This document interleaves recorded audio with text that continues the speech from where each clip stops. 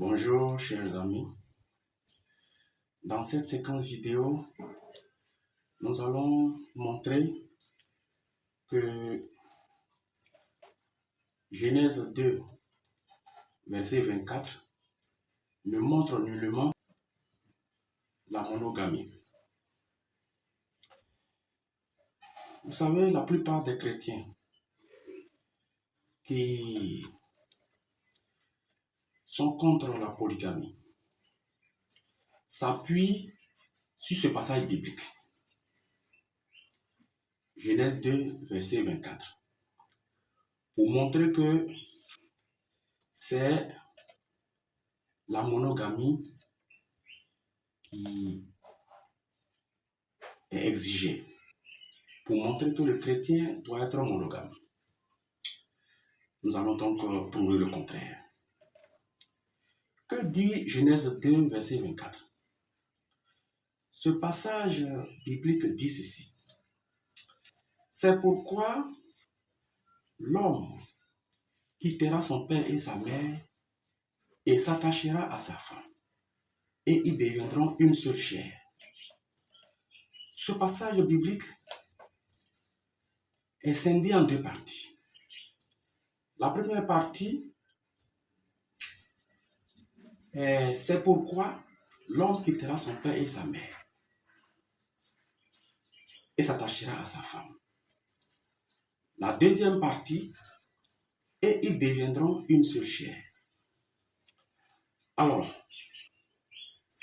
que montre la première partie de ce passage biblique? La première partie montre toutes les étapes, tout le processus que l'homme doit entamer pour pouvoir avoir sa femme, pour épouser, n'est-ce pas, la femme. Les cococos, les dots, y compris. Il peut s'agir de l'homme lui-même ou de sa famille, peu importe.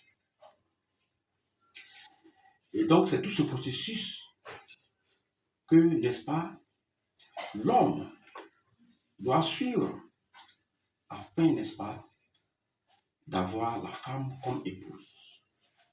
C'est ça, la première partie de ce passage biblique, Genèse 2, verset 24. C'est pourquoi l'homme quittera son père et sa mère et s'attachera à sa femme.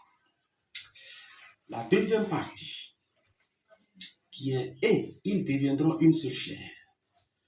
Ce passage montre, n'est-ce pas, l'intimité, parle de l'intimité entre l'homme et la femme.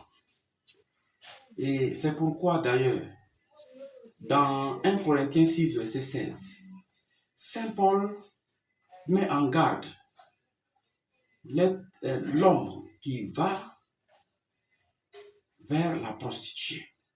Et il reprend, n'est-ce pas, ce passage biblique. Il reprend ce passage pour mettre en garde l'homme qui va avec la prostituée. Donc, dans 1 Corinthiens 6, verset 16, la parole dit, loin de là, ne savez-vous pas que celui qui s'attache à la prostituée est un seul corps avec elle, car est-il dit, les deux deviendront une seule chair. Donc, ici, Saint Paul parle d'une seule chair. Et pourtant, c'est